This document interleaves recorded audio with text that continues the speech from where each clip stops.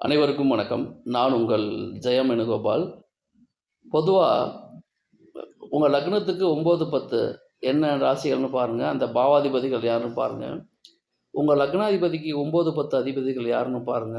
இவங்க இருவருமே ஒரு ஜாதகத்துல பலம் அதிகமா இருந்தாங்கன்னு வச்சுக்கங்க. உங்களுக்கு எந்த தசாபுத்தி நடந்தாலும் வருமானம்ங்கிறது வந்துக்கிட்டே இருக்கும். அந்தந்த காலகட்டத்தில என்னென்ன தேவையோ அந்த விஷயங்கள் நடந்துக்கிட்டு தான் இருக்கும். இது எப்படி சார் நம்ம கண்டுபிடிக்கிறது அப்படின்னா, ரொம்ப ஈஸி. உங்க லக்னம் மேஷ லக்னம்னு வச்சுக்கங்க. அதுக்கு 9, 10 அதிபதி யாரு? குருவும், சனி பகவானும். அதே சமயத்தில உங்க லக்னத்து ரிஷப லக்னம்னா அதுக்கு 9, 10 யாரு?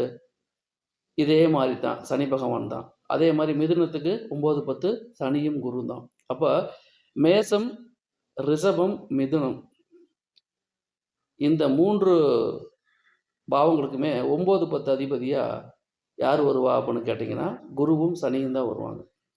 அப்ப இந்த 3 பேத்துக்கும் ஒரு ஒற்றுமை இருக்கு. யாரா இருக்கு? மேஷம், சிம்மம். அதாவது மேஷம்னா யார் அதிபதி? செவ்வா. ரிஷபம்னா யார் அதிபதி?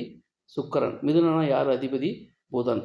அப்போ இந்த புதனுக்கும், செவ்வாய்க்கும் இருக்கக்கூடிய அந்த பகை வேறுபாட்டை தணிக்கிறது யாருன்னு கேட்டா, சுக்கிரன் தான்.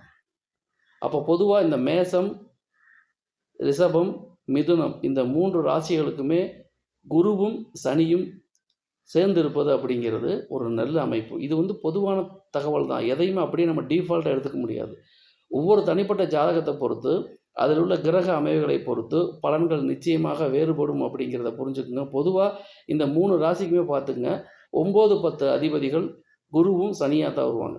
அப்ப இவர்கள் ஒரு ஜாதகத்தில் நன்றாக இருப்பது அப்படிங்கிறது அந்த லக்னத்தை பலப்படுத்தும், ராசியை பலப்படுத்தும். இவை பொதுவான தகவல். தனிப்பட்ட ஜாதகத்தை பொறுத்து பலன்கள் வேறுபாடு உண்டு. நன்றி. வணக்கம்.